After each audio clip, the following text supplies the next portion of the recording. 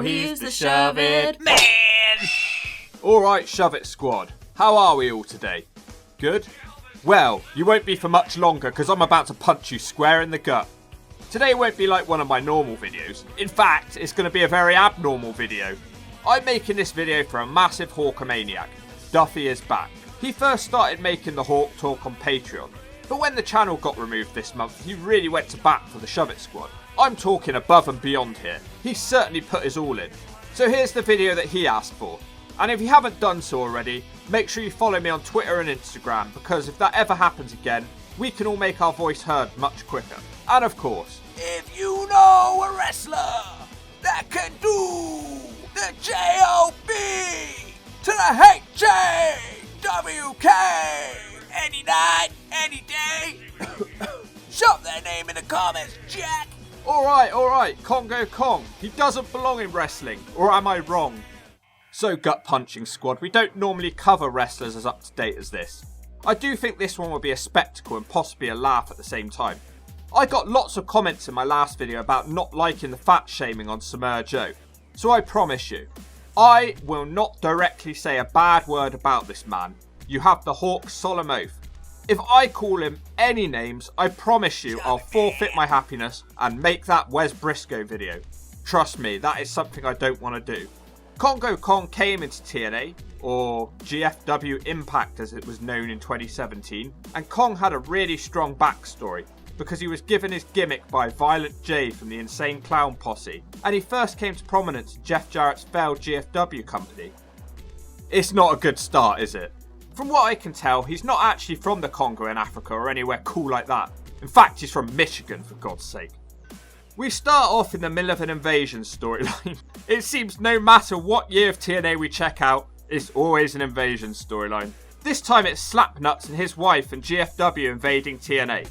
Match 1. Chris Silvio, who has to check his head hasn't flown away, and he takes on our guy Congo Kong, who's accompanied by Laurel Van Ness, who's drunk to Scott Hall levels, KM and Sienna. Congo is a very unique looking wrestler with face paint on. He throws the jobber across the ring. The jobber then tries to run at him, but he gets squashed against the ropes, like he got hit by a Nissan Juke. Kong then hits a really nice belly to belly, but he doesn't make the pin. The jobber is passed out in the corner and Kong hits a cartwheel into a cannonball in the corner. Then, no, don't do it. Surely not. Oh, splash from the top rope. We're done. Game over. The jobber is shaking like he's just watched the Porygon episode of Pokemon. A good debut, to be fair. He's agile for a monster. Apparently he's 6'7" and almost 400 pounds. And I completely believe that. Debut is a C. Match 2. A jobber whose head is bigger than necessary. How does his neck even support that thing? In fact, why is this jobber even getting an entrance? He takes on our guy Congo Kong with Laurel Van Ness, KM and Sienna. The jobber runs away straight away. This is a good idea because it tires Kong out. Because, well, he doesn't have very good stamina, shall we say. They do get in the ring and the jobber hits a punch square to the gut and a drop kick before Congo Kong hits one of his own. Congo splashes him in the corner. Somehow this guy's still trying to fight back. He dives from the top, but Kong catches him and wham, lovely slam. Double K hits that cannonball splash in the corner again. This jobber really looks like he could be David Young Jr. The match ends with another big time splash from the top. Another exciting match. They keep it short and the moves he hits all look devastating. I had no problems with this match again. It's a C. Kong seems to be interested in Laurel Van Ness. I wonder if it's sexually. Match 3. Congo Kong with Laurel Van Ness. I actually like his music. It's basic. It's like a modern day Viscera music. Viscera was also known for his powerful size. Kong will be taking on a skinny, pale gingerman. In fact, I'm pretty sure that it's old Ronald Weasley from Harry Potter. He's actually scared of Laurel. She gets mad because he doesn't fancy her, so Kong charges at him to take him out. What a mismatch we have here. Kong launches the little man into the corner and he almost falls apart. We've got two guys in this match who could both do with hitting the gym, but for completely different reasons. I'm not going to say what those reasons are though. Double K floors Ronald with a simple punch. Then he takes him down with another clothesline. Laurel keeps screaming. Then, Jesus, he chokeslams him into a backbreaker. Kong pretends to pin him, but he isn't done yet. Then he hits a second one, and a third one. Oh man. Still no pin as he squashes the jobber in the corner. Laurel is controlling him and tells him to go to the top rope. He then flies through the air like the hawk after having a loaf of Hovis. And it's game over. Really good squash match, everything looked painful and Ronald Weasley looked dead. After the match, Braxton Sutter attacks Congo Kong for no reason. It's not Kong's fault. This guy has beef with Laurel because he didn't want to marry her. He clotheslines Kong out the ring, but he lands on his feet, so nothing lost. This one's a B, I loved it. Match 4, Congo Kong with Laurel Van Ness versus Braxton Sutter, who's wearing a beanie, which I'm pretty sure was his only gimmick in TNA, and he's with Ali. Braxton dodges the Kong splash and he chops him on the skin in the corner. Braxton tries a shoulder block, but he can't knock Kong down because he's too small to do it. Kong finally hits a move with a big time belly to belly. Kong doesn't seem to be bothered about making covers and he headbutts Braxton down. Laurel then draws his stupid bald head with lipstick. She draws a love heart. Double K puts him in the corner, but he misses the cannonball in the corner. The Beanie Man tries a comeback, but it doesn't work because he can't take Kong off his feet. Sutter is running everywhere and Kong catches him in the corner out of nowhere. Konga then picks Sutter up and spikes him on his head, and this one's over. I'm enjoying his range of moves. They try a beatdown after the match with KM and Sienna joining in, but they're randomly stopped by Mahabali Shirai. Braxton gets a mic and calls KM a big fat boy. He certainly seems to be the only one that is around here. The Beanie Boy then makes a challenge for next week. He's acting tough, but he got beat in 3 minutes, and he didn't even take Kong off his feet. Really enjoying these matches so far. It was a bit more of a high-profile squash match, so it's a B. Match 5, KM with Sienna, teams with Congo Kong with Laurel Van Ness, who falls into the ring because she's drunk. They take on Mahabali Shirai, who does the stupid Shirai shuffle. People are actually doing it. They must have been plants. He teams with Beanie Sutter with Ali. Kong starts out the match with Beanie, but nothing happens. Shirai tries to slam Kong, but he can't do it. Kong then slams him himself, and KM tags himself in, but Kong's not happy about that. It doesn't take long for him to come back in the ring, and he hits a huge palm uppercut. Apart from that, there isn't much to say. Shirai tries to run from Kong, but he gets caught. Then he hits a belly to belly. Another move next as he just kind of slops on top of Shirai with a forward roll. He's not boring to watch, I'll give him that. Kong gets sent out the ring and he keeps battering the Beanie Boy. Kong then headbutts Shirai and KM rolls up Shirai for the win. A bowling shoe ugly match, and our guy didn't look dominant for the first time so far. This one's a D. Match 6, Impact in India. I wonder if the Beast Boy will be teaming up with Congo Kong. Sony 6, Gauntlet, Battle Royal. Suicide starts the match along with Matt Sydal, but we don't care about those guys. Kong enters the Battle Royal towards the end of the match. He's huge, plus his friend KM is in the match, so I'm expecting good things from him. Sydal tries a springboard, but Kong takes him out with ease. He then throws Sydal over the rope, but he holds on. But then Kong eliminates him. Off to a good start here. Spud then gets launched out next, and then he sort of eliminates Hornswoggle. He rubbed him with his boobs at least, and there's nothing wrong with that because all men have boobs, they just vary in size. Moose out next, so the good times are over for Congo Kong. Then, oh wow, KM and Kong eliminate Moose. I was not expecting that. I can't believe this match is actually following logic. Two big guys are working together and they're winning. The final entrant is Shirai. Kong chokes him in the corner to try and calm him down. Double K then follows up with a splash. Then he misses a charge and our guy's out. Damn, it should have been KM. Well, in the final part of the match, Shirai wins by hitting the sky high. No surprises there really. Kong did okay, he took a few guys out, but he still didn't look scary or dangerous. It's a C. Could have been better. Match 7, still Impact in India.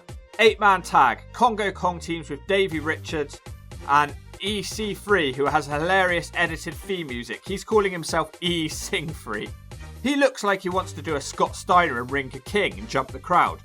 And their partner is the World Heavyweight Champion Lashley. They will fight Mahabali Shirai. Unfortunately, the bad guys jump him straight away because he thought he could get in the ring when his 4 opponents were there. What an idiot, he was asking for this beatdown. Kong cannonballs him in the corner. Then a chair gets crushed into him. His partners couldn't care less about him because a couple of minutes had passed at this point.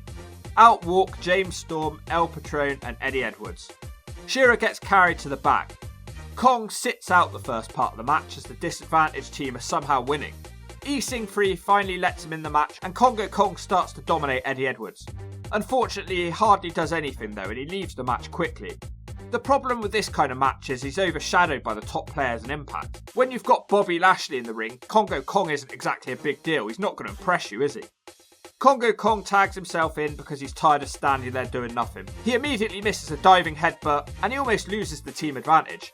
He looks exhausted and he's done absolutely nothing. Then he just kind of disappears from the match. Shirai comes back predictably and he beats everyone up on his own. Our guy is literally just standing at ringside. I don't even know what happened to him. Oh, here he comes. He's into the ring now, just in time for Shirai to scoop him up and slam him. Luckily, Lashley breaks up the pinfall.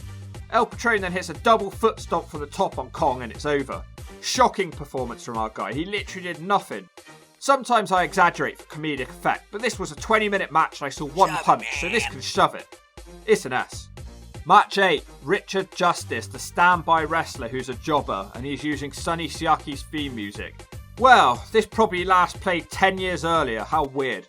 He's taken on Congo Kong. I wonder where his alcoholic friend has disappeared to. That storyline just kind of ended without explanation. Kong now has a bin bag wrapped around him. This jobber's just a complete joke. He runs into Kong's fist. Kong then climbs up to the top and hits the splash.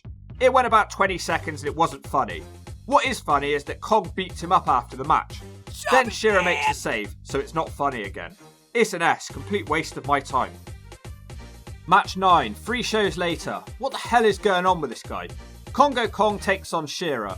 They've been feuding for ages, but it's taken forever to get to the point. Kong dominates the early going with the belly to belly. He actually makes the cover, but he only gets 2. Kong then scores another big knockdown with a clothesline. It's a really clunky, awkward match. The commentary team keeps saying that Shirai can't slam Kong, although I swear we saw it about 2 matches ago. Shirai hits a springboard, axe smash, but he falls over as it's happening. It's not exactly shades of AJ Styles, is it? Kong then collapses anyway. Kong headbutts Shirai and hits the charging cannonball in the corner. He then goes to the top and nails the splash and it's over. I really thought he was going to lose this one. Not a good match. Can we put him with someone smaller who would pair off better with him, please? This one's a D. Kong tries to kiss a girl at ringside and she runs away. Match 10. 3 months later. What is going on? Petey Williams, Johnny Impact and El Patron take on the team of Eli Drake, Chris Adonis, and the third man is then given a big reveal by Jimmy Jacobs. Jimmy is a man who describes himself as a princess. He introduces what he calls the new monster of Impact, Congo Kong. He looks like his hair has grown in size. He hits a belly to belly on Petey Williams. He then crashes on top of Williams with the forward roll and tags out. He just doesn't hang around in the ring long enough to do anything impressive or memorable. Just like all the other matches, this isn't really about Kong. He literally just the least out of everyone. Drake and Adonis take out Petey Williams and then they invite Kong to splash him, but he misses of course, and then he leaves the ring. Williams tries to hit a Hurricanrana out of the ring onto Kong, but he gets caught and Congo Kong powerbombs him into the crowd. Well, that was cool. Then he just carries Petey away from the ring and they're never seen again. El Patron wins the match with a frog splash on Eli Drake. But don't worry, it's not an S, there's no need to shake. Match 11. 5 shows later. What the hell? Did he just fall into a coma? Where's Petey Williams gone? What happened with that? Where does he keep going? Congo Kong with Jimmy Jacobs, and he's taking on Chandler Park, the cousin of Joseph Park. Now this is an embarrassing gimmick if I've ever seen one. I forgot that this guy did this before he moved up north. Chandler Park is a lawyer covered in moles pretending he doesn't know how to wrestle, and Congo Kong is a wrestler who's not ever allowed to wrestle properly, so I doubt it's going to be good. Park uses some punch bags before Congo Kong floors him. Congo then hits another move we haven't seen him do as he drops Chandler Park across his knee. Congo then crushes him in the corner. Double K then hits a fucking Rikishi driver. Where did that come from? It's over. He has such cool moves. It might surprise you that we've not seen a Samoan drop yet though. After the match, Congo Kong hits the splash from the top to put an exclamation mark on this win. If we're starting again here with Kong, that's fine, but we need to be consistent with his appearances. A good squash match. It's a C. Match 12, Congo Kong with Jimmy Jacobs versus Joseph Park. Park tries to square up to the monster who shoves him down. Park is slapping his boobs in slow motion, but it doesn't work. It's a terrible match with 2 lumps just bouncing around in the ring, and Kong's also moving slowly. Congo wins with the splash. This match can shove it. It's an S. After the match, the princess Jimmy Jacobs asks where Abyss has gone, and for some reason they want Abyss to come back even though everyone's sick of seeing him at this point. They choke Park out until he turns pink. I'm pretty sure he's dead. Jimmy Jacobs continues to be obsessed with Abyss until Father James Mitchell returns, which was cool, except he's bald now, which isn't so cool. and he brings Abyss back with him. Match 13, Monsters Ball, Congo Kong with Jimmy Jacobs. This team isn't really working for me. I don't see why they would be hanging around together. What do they have in common? I don't understand if Kong's supposed to be a savage crazy character, or if he's just unfortunate looking. And Jacobs just looks like a man with makeup on. Well, I guess they do have something in common after all then. They take on Abyss with Father James Mitchell. This is actually the second to last TNA match for Abyss. The last one was against Eli Drake. Abyss lands the first weapon shot as he sends Kong to the outside of a trash can. During the break, Congo Kong does a pounce that Monty Brown wouldn't be proud of to send Abyss through a table. In the ring, Congo attempts a splash, but Abyss throws him from the top. The dumb tacks then end up in the ring, as they always do. Will Abyss land on them? Only time will tell. List your answer down below. Who's going into these tacks? Father James Mitchell has Abyss's stupid weapon, Janice. Then Congo Kong chokeslams Abyss into the dumb tacks, but he only gets 2. If you want to see 2 of the slowest wrestlers in the world, just watch these guys. Kong stacks the monster Abyss on the table and he's going for a moonsault, but Abyss stops him and hits a giant powerbomb through the table. Somehow that's only a 2. Abyss gets Janice, but it's dumb because we know he can't use it. Kong then stops him and chokeslams Abyss on a board. He then scrambles and scrapes his way up to the top and he hits a giant splash onto Abyss. It's over. This was like a passing of the torch. One monster to another monster. Abyss tried, but his body was so destroyed at this point he couldn't put on much of a match. It's nothing better than a C, I'm afraid. So you'd think that after that, Kong would be due a big time push as the new monster of Impact. Match 14. 4 shows later. For crying out loud, he's now been on Impact for an entire year and we've only seen 14 matches. Congo Kong with Jimmy Jacobs versus Johnny Impact. Before every Congo Kong match, it's now customary to sit through a 5-minute video package reminding us who Congo Kong is. Apparently this match is happening because Congo Kong and Jimmy Jacobs are jealous of how good looking Johnny Impact is. Kong chokes Impact straight out the ring whilst he looks like he's dumping in his nappy. Kong then takes Impact off his feet as he spins in the air about 6 times. Then Kong splashes him in the corner and throws him the other way with the belly to belly.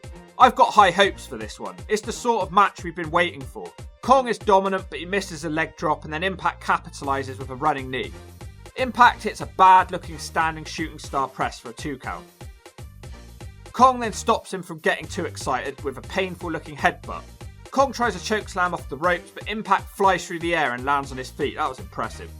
Double K then sends Impact to the outside and he starts doing some parkour, but Kong tells him to sit down and shut up.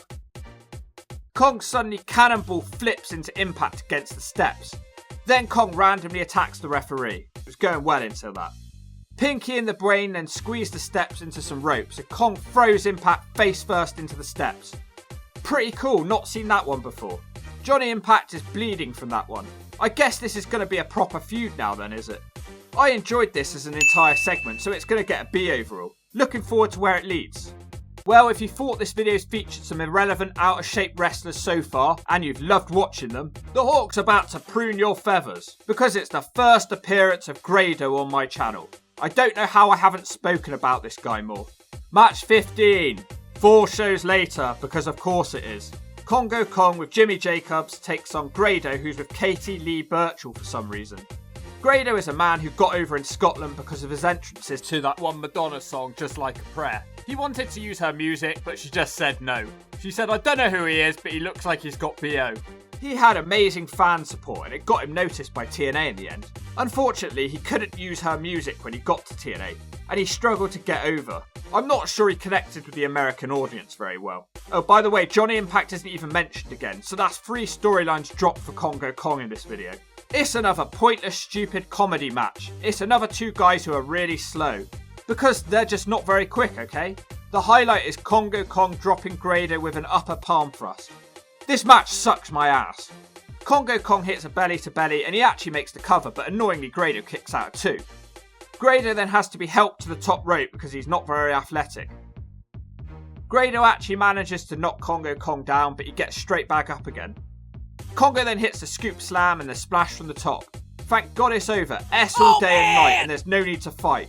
Kong continues the attack after the bell. He wedges the steps into the ropes again like last time. He wants to throw Grigo into the steps, but Moose comes out to make the save for some reason. I don't see what Moose and Grigo would have in common with each other. I can't think of 2 less likely people to be friends. Congo then has a chance to throw Moose into the steps. Instead, he decides to carefully push him to the side of the steps. It looks so stupid. Moose kicks him in the face. What an idiot Congo Kong is.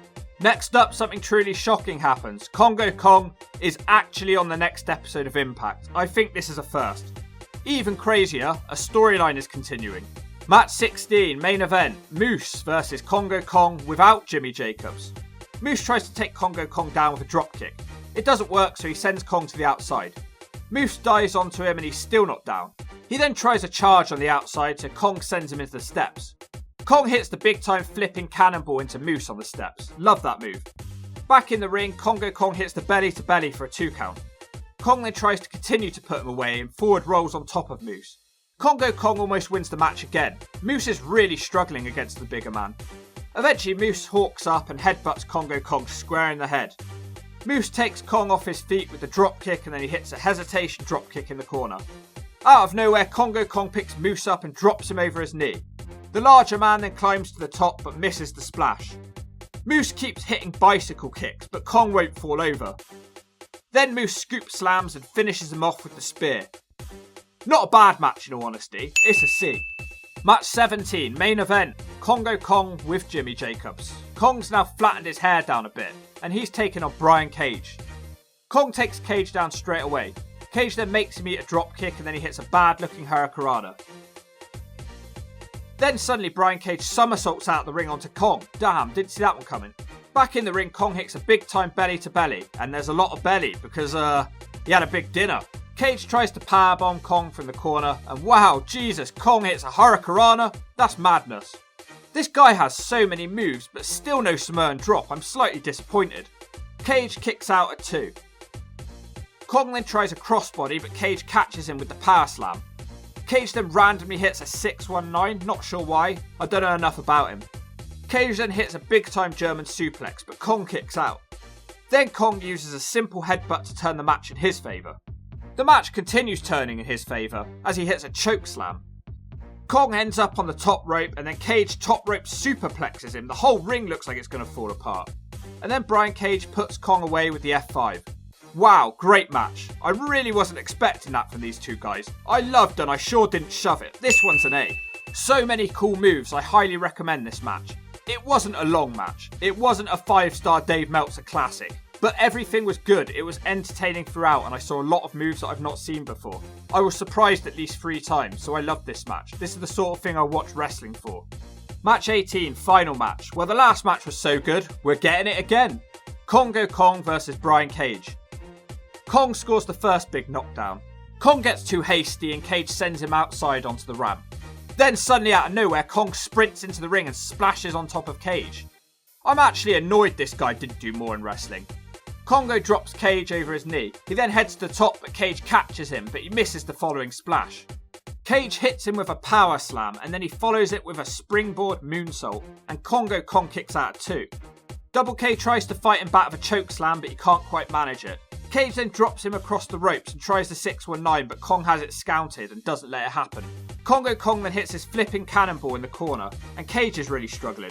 He tries to attack him further, but Cage hits him with a powerbomb. Kong doesn't reverse it into hurricanrana like last time. Both men seem to have scouted each other.